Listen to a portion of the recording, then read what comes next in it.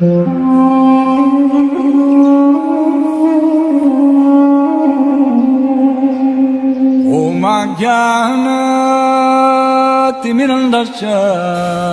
I am stressing. Narad मुनि जी बता रहे हैं कि जो महाराज धृतराष्ट्र है, चले तो गए वो हिमालय, दक्षिण की ओर गए, और कहाँ पे गए? सप्त स्रोत के तट पर वो वहाँ पे निवास कर रहे हैं। लेकिन वहाँ वो कर क्या रहे हैं, क्या क्या एक्टिविटीज कर रहे हैं ताकि उनका जीवन जो है वो सार्थक सिद्ध हो जाए। तो यहाँ पे बताया जा रहा है कि इस समय वो सप्त स्रोत के तट पर 3 बार प्रातः दोपहर संध्या स्नान कर रहे हैं। सबसे पहले वो 3 संध्या, शास्त्रों में लिखा है कि मनुष्य को तीनों संध्या में स्नान करना चाहिए। सुबह अर्ली मॉर्निंग, कई बार लोग तो मंगल आरती में भी नहा के ही जाते हैं, लेकिन शास्त्र कहते हैं कि हमें 3 संध्याओं के समय स्नान करना है। सुबह प्रातः मंगल आरती से पहले, ब्रह्म मुहूर्त जिसे कहते हैं, फिर उसके बाद आ गया दोपहर 12 बजे का जो समय है, फिर उसके बाद जब सूरज छिपता है उस समय हमें तीनों संध्या में स्नान करना चाहिए। और महाराज धृतराष्ट्र ऐसा ही कर रहे हैं। और उसके बाद वो यज्ञ करते हैं, अग्निहोत्र यज्ञ, अग्नि को प्रज्वलित करके वो यज्ञ करते हैं, भगवान विष्णु को प्रसन्न करके। और फिर सारा दिन केवल जल पीकर अष्टांग योग का अभ्यास करने में लगे हैं। अब अपनी इंद्रियों पे कंट्रोल करने के लिए पहले तो उन्होंने अपना खाना पीना भी कम किया, केवल जल ही ले रहे हैं, जीवित रहने के लिए जितना जरूरी है वो उतना ही ले रहे हैं ताकि उनकी इंद्रियां जो है वो वश में। और इंद्रियों को वश में करने के लिए वो अष्टांग योग भी कर रहे हैं। इससे क्या होता है?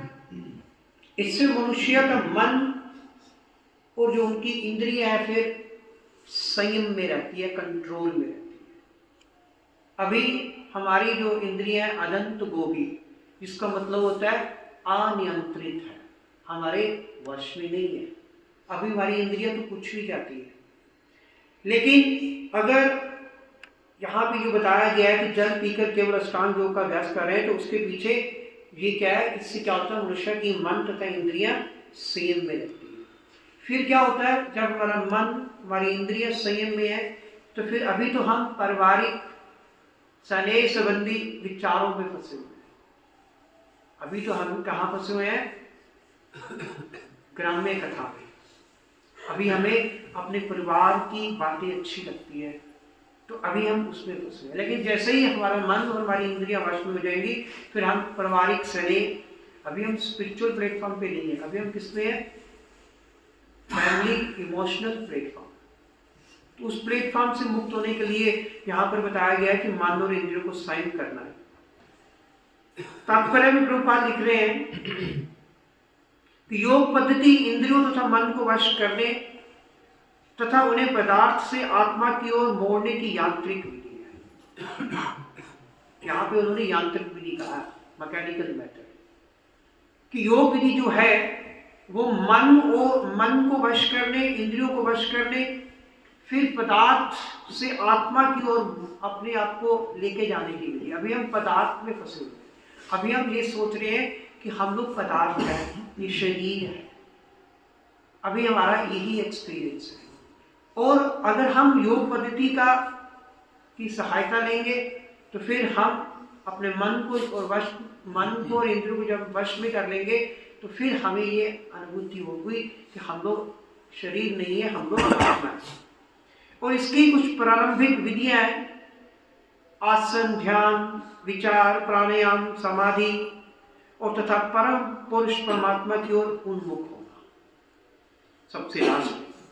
इस तरह की यांत्रिक विधि से करना, यहाँ तक संभव हो उपवास करना, आसन मारकर मन को आध्यात्मिक विषयों में एकाग्र करना, और इस प्रकार धीरे धीरे विषय अर्थात भौतिक देह से मुक्त होना। फिर इन विधियों से हम क्या धीरे धीरे हम जो हमारे भौतिक विषय हैं, विषय वासनाएं हैं, विषय वस्तुएं हैं, फिर हम धीरे धीरे उनसे मुक्त हो जाते हैं।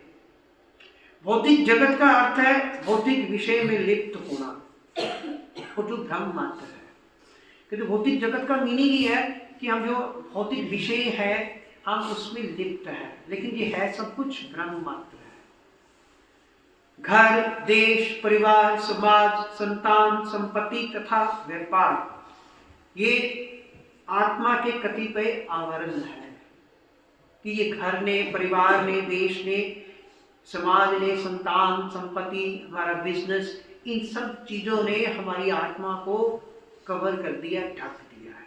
हमारी आत्मा इन सबसे ढकी पड़ी है।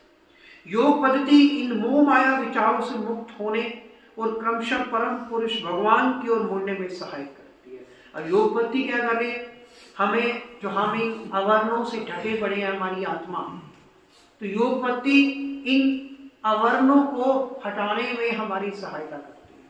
अभी हम अपने परिवार को देख रहे हैं, परिवार के बाद हम फिर अपने समाज को देख रहे हैं, समाज के बाद फिर हमारा ध्यान देश की तरफ जा रहा है, अपने संपत्ति की तरफ जा रहा है। लेकिन जैसे ही हम योग पद्धति का हेल्प लेंगे तो क्या होगा? ये सारे आवरण जो है वो हटते, धीरे धीरे हटते जाएंगे। लेकिन भौतिक संगति तथा शिक्षा द्वारा हम व्यर्थ की वस्तुओं में केंद्रित होना सीखते हैं। अभी हमारा संग किसके साथ है? भौतिक संग है। हमारा सारा दिन किन के साथ हमारा वास्ता पाला पड़ता है? भौतिक लोगों से पड़ता है। हमारी शिक्षा भी कैसी है? भौतिक शिक्षा। कोई ऐसा कॉलेज नहीं है, कोई ऐसा भारत में जो यहाँ पे वेदों का ज्ञान दिया जा रहा हो, यहाँ पे भगवद गीता पढ़ाई जा रही हो। केवल एक मटीरियलिस्टिक एजुकेशन स्कूलों में, कॉलेजेस में दी जा रही है कि पढ़ लो, बाहर जाके पैसे कैसे कमाने हैं, बस यही सिखाया जा रहा है।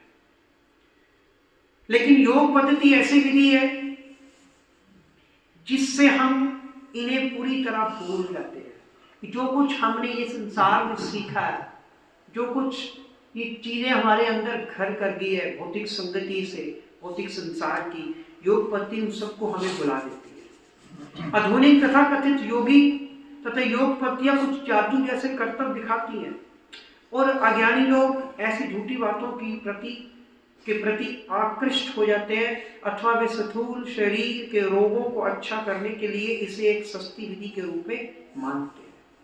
क्योंकि जिस योग पद्धति की बात श्रीमद् भगवद गीता में भगवान कृष्ण कर रहे हैं, तो आजकल वो योग पद्धति नहीं हो रही।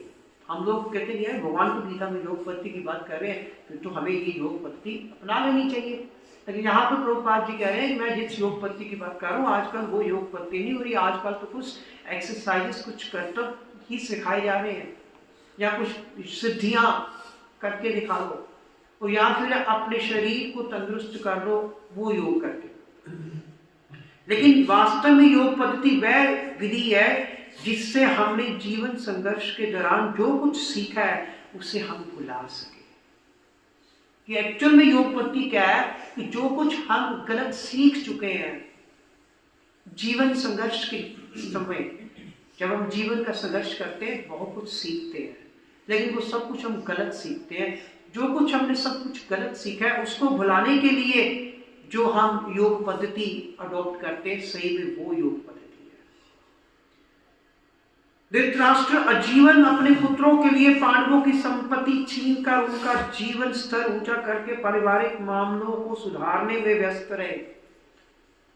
धृतराष्ट्र क्या कर रहे थे? सारा जीवन वो एक ही बात थी कि पांडवों की संपत्ति मैं छीन लूं और अपने पुत्र दुर्योधन को वो सारी संपत्ति मैं वो दे दूं, ताकि मेरे पुत्र का, मेरे परिवार का जो जीवन का स्तर जो है वो भौतिक स्तर पर और ऊंचा हो जाए। महाराज धृतराष्ट्र यही करते थे। नितांत भौतिकवादी एवं आध्यात्मिक शक्ति के ज्ञान से रहित व्यक्ति के लिए यही सामान्य अनुपात है। जिसे शास्त्रों का ज्ञान नहीं है, जिसे वेदों का ज्ञान नहीं है, जिसके पास आध्यात्मिक शक्ति का ज्ञान नहीं है, जिसे वैदिक सिद्धांत नहीं पते, उसके लिए यही सब कुछ है। धन कमाना बस। वह ये नहीं देख पाता कि ये किस तरह उसे स्वर्ग से नरक में घसीट कर ले जा सकते हैं। कि जो कुछ भी हम इस भौतिक संसार में कर रहे हैं सारा दिन, वो हमें नरक की ओर ही लेके जा रहा है। किंतु अपने छोटे भाई विदुर के अनुग्रह से धृतराष्ट्र को ज्ञान हुआ। अब विदुर जी की बात तो शुरू में चुभती थी धृतराष्ट्र जी को, लेकिन विदुर जी अपने थे, अपना व्यक्ति, पता भी हो कि सामने वाला गुस्सा कर रहा है, फिर भी वो उसको समझाता रहेगा। तो विदुर जी उनको बार बार समझाते थे कि आप गलत हो, यहाँ तक कि उनको कुत्ता ने क्या दिया था कि आप तो युधिष्ठिर महाराज के दरवाजे के कुत्ते बन के बैठे, यहाँ तक उनको क्या दिया था। और विदुर जी के अनुग्रह से, विदुर जी की कृपा से फिर धृतराष्ट्र को ज्ञान हुआ और वे अपने निपट मोहयुक्त व्यापारों को देख पाए।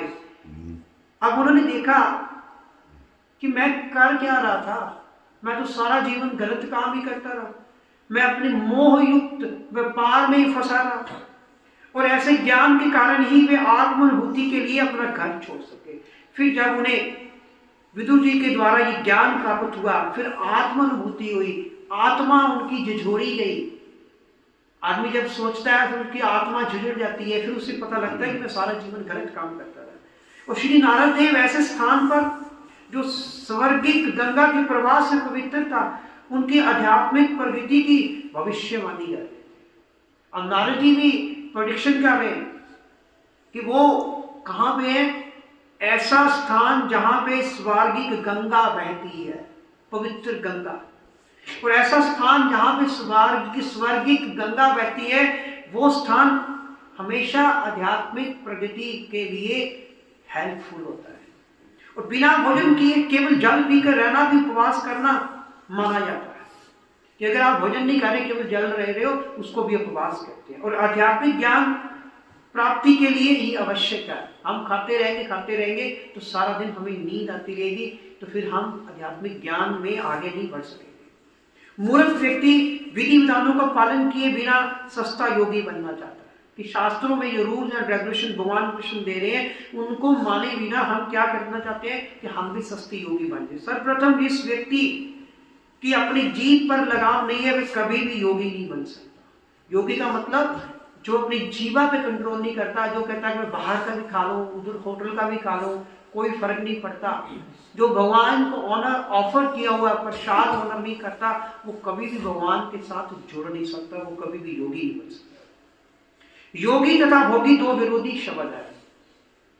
भोगी अर्थात जो खाता पीता मौज करता है, भोगी वही होते हैं जो एंजॉय कर रहे हैं, कुछ भी खा लो, कहीं से भी खा लो, ये भी नहीं देखना किसके हाथ का बना है, भगवान को ऑफर किया कि नहीं किया। बिना भगवान को ऑफर किया अगर हम प्रसाद भोजन खा रहे हैं, प्रसाद तो बना ही नहीं, वो भोजन भगवान कृष्ण कह रहे हैं कि वो पाप है। गीता के 3 अध्याय के 13वें श्लोक में भगवान कृष्ण कह रहे हैं कि आप सब लोग पाप खा रहे हो, अपने बच्चों को पाप खिला रहे हैं।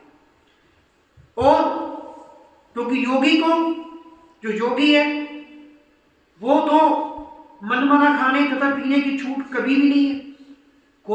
योगी जो है वो कभी भी मनमाना अपने मन को जो चीज अच्छी लगती है वो नहीं खाता, वो तो वो चीज अच्छी खाता है जो भगवान को अच्छी लगती है। अर्थात जो चीज भगवान को ऑफर की होती है, योगी वही चीज स्वीकार करेगा। कई बार लोग हम लोगों पे हंसते हैं, यार ये तो बाहर का खाते ही नहीं है। भाई हम लोग पाप नहीं खा रहे ना, हम लोग तो शास्त्रों की बात मान रहे हैं ना, हम लोग मनमानी बात नहीं ना कर रहे। हम तो जो भगवान कृष्ण कह रहे हैं हम तो वो कर रहे हैं, क्योंकि ये मनुष्य जन्म जो है वो दोबारा नहीं मिलेगा। अगर हमने इस मनुष्य जन्म में शास्त्रों की बात नहीं मानी तो ये मनुष्य जन्म जो इतना बेशकीमती है वो हाथ से निकलने वाला है। मृत्यु आ गई फिर वहां जाके पता चलेगा, भगवान ने पूछना है कि तुम्हें तो हमने गाइड करवा दिया था हरे कृष्णा डिवोटीज से, आपने फिर भी भक्ति नहीं की, आपने फिर भी बाहर का खाना नहीं छोड़ा, अपने जीवा के सिर्फ लालच के लिए आपने कहा कि मैं ये काम नहीं करूंगा, मैं ये भक्ति नहीं करूंगा, सिर्फ जीवा के लालच के लिए। लेकिन योगियों को ये छूट नहीं है, क्योंकि योगी को पता कि मैंने भगवान के धाम जाना है। हमें इस बात पर ध्यान देने से लाभ होगा कि धृतराष्ट्र ने ना केवल जल पीकर तथा एकांत में बैठकर भगवान हरि के विचारों में तन्मय होकर कैसे अपना योग प्रारंभ किया था। कहते हैं हमें ये ध्यान देना होगा।